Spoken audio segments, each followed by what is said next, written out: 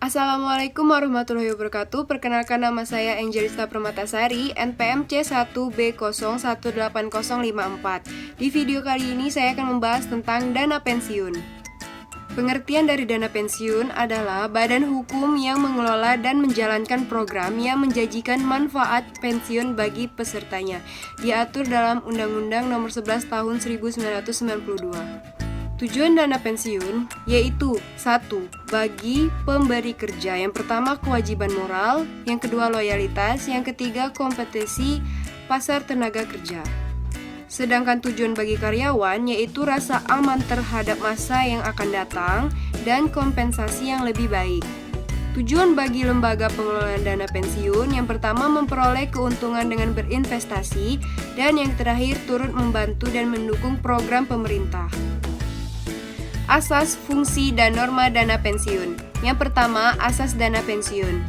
Penyelenggaraan dilakukan dengan sistem pendanaan, pemisahan kekayaan dana pensiun dari kekayaan pendiri. Yang ketiga, kesempatan untuk mendirikan dana pensiun. Yang keempat, penundaan manfaat. Dan yang terakhir, pembinaan dan pengawasan. Fungsi dana pensiun ada 3. Yang pertama, asuransi. Yang kedua, tabungan. Dan yang terakhir, pensiun.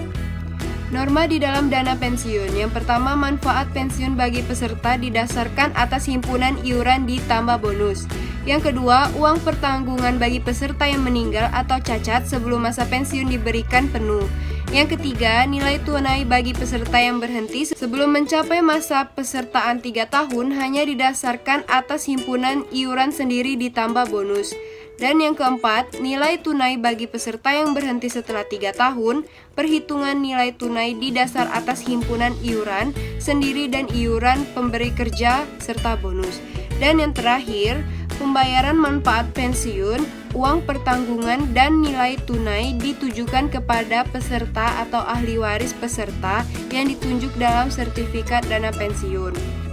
Selanjutnya, ketentuan peserta dan usia pensiun. Yang pertama, usia peserta 18 tahun atau telah kawin, masa kerja minimal 1 tahun. Dan usia pensiun yaitu pensiun normal, pensiun dipercepat, pensiun ditunda, pensiun cacat. Selanjutnya, jenis kelembagaan dana pensiun. Dana pensiun pemberi kerja, DPPK.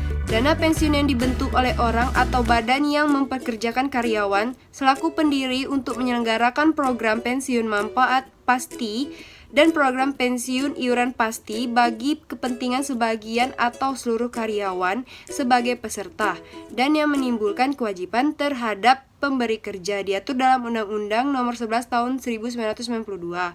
Dan selanjutnya, dana pensiun lembaga keuangan. Dana pensiun yang dibentuk oleh bank atau perusahaan asuransi jiwa untuk menyelenggarakan program pensiun iuran pasti bagi perorangan baik karyawan maupun pekerja mandiri yang terpisah dari dana pensiun pemberi kerja bagi karyawan, bank, atau perusahaan asuransi yang bersangkutan, diatur oleh Undang-Undang Nomor 11 Tahun 1992. Selanjutnya, program pensiun.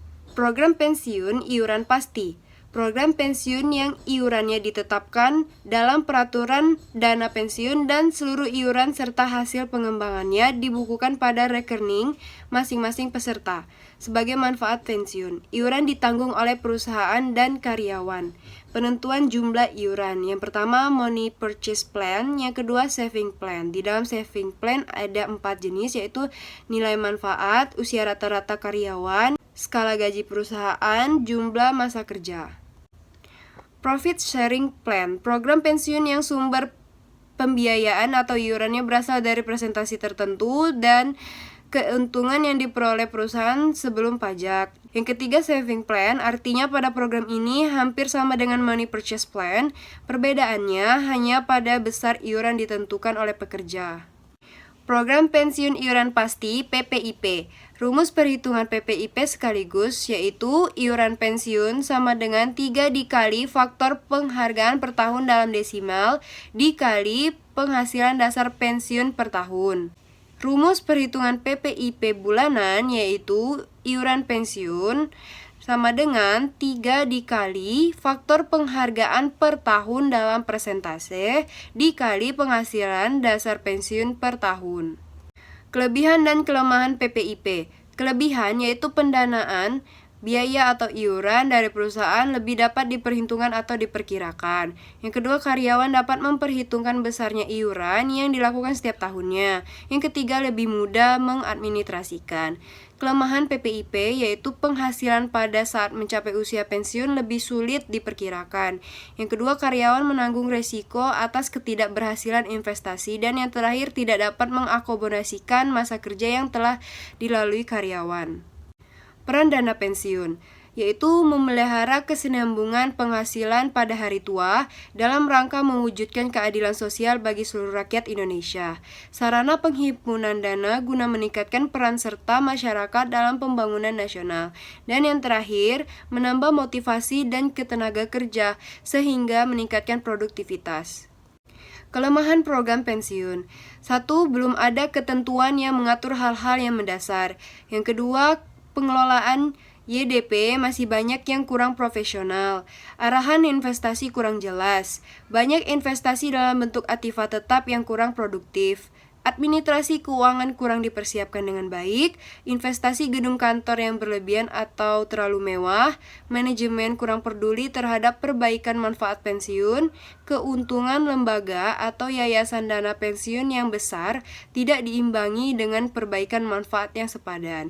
Dan yang terakhir, ada perbedaan jumlah manfaat pensiun untuk kalangan pensiunan, janda atau duda, dan anak yatim atau piatu dari para pensiunan.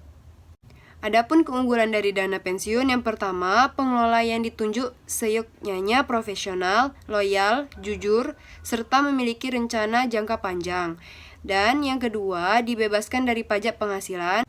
Seluruh himpunan iuran dan hasil pengelolaan kekayaan dibagikan kepada peserta atau ahli warisnya. Biaya tetap relatif rendah, memiliki prospek likuiditas dan solvabilitas yang tinggi, premi asuransi relatif rendah, manfaat pensiun dinikmati secara berkala bulanan seumur hidup, dan yang terakhir memiliki 3 fungsi tabungan, asuransi, dan pensiun.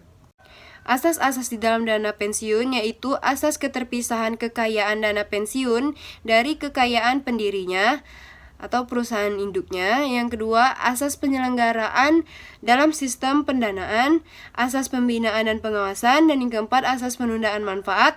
Terakhir, asas kebebasan untuk membentuk atau tidak membentuk dana pensiun.